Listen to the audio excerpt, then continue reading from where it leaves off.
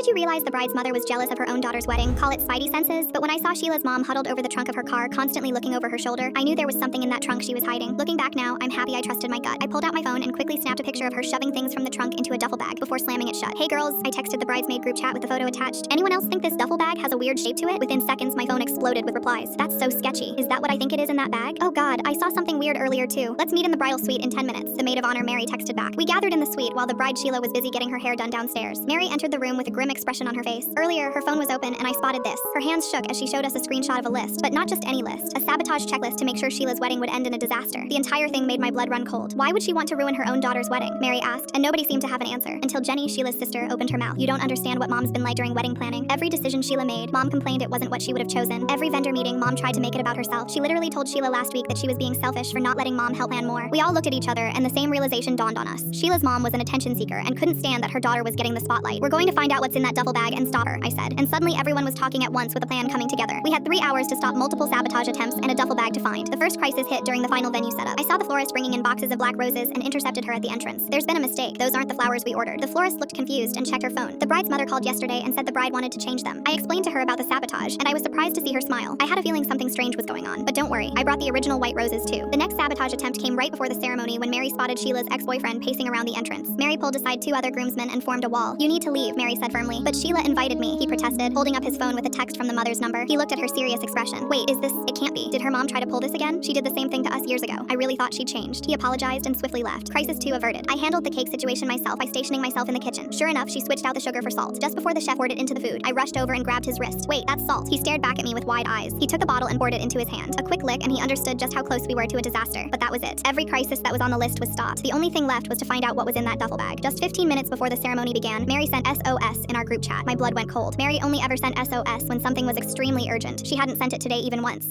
Guys, I need you to meet me in the bathroom right now. We rushed over and found her panicking and hyperventilating. I found out what's in the duffel bag, guys. She turned her phone screen towards us, looking like she was trying not to cry. Her phone showed a video Mary had taken from a crack in the doorway. It was worse than any of us could have imagined. After watching it, I grabbed Jenny and sprinted to the hallway immediately. The bride's mom was there, now standing in front of a mirror, wearing a white lace wedding gown that matched Sheila's exactly. That's what was in the duffel bag. And when she pulled out a tiara with a small veil and matching jewelry from the duffel bag, we couldn't take it anymore. We burst into the door. What do you think you're doing? Jenny hissed. I'm joining my daughter for her special moment, she said with a sick smile. Someone needs to share the spotlight with her. We're not gonna let you do that, Jenny said, blocking the door. The mother viciously grabbed Jenny's hair and pushed her out of the way, walking straight for the side entrance. Oh no, you don't, I screamed, yanking the tiara from her hair. You little beach, she screeched back. Mary pulled out her phone showing the sabotage checklist. We know everything. The flowers, the X, the cake, all of it. That's when Sheila's grandmother came out of the ceremony and took one look at her daughter in the white dress and her face went hard as stone. Leave this venue immediately. You will not ruin your daughter's day just because you never got a wedding of your own. The mother's face scrunched up. She held her hand up to hit her. Full story on channel linked below.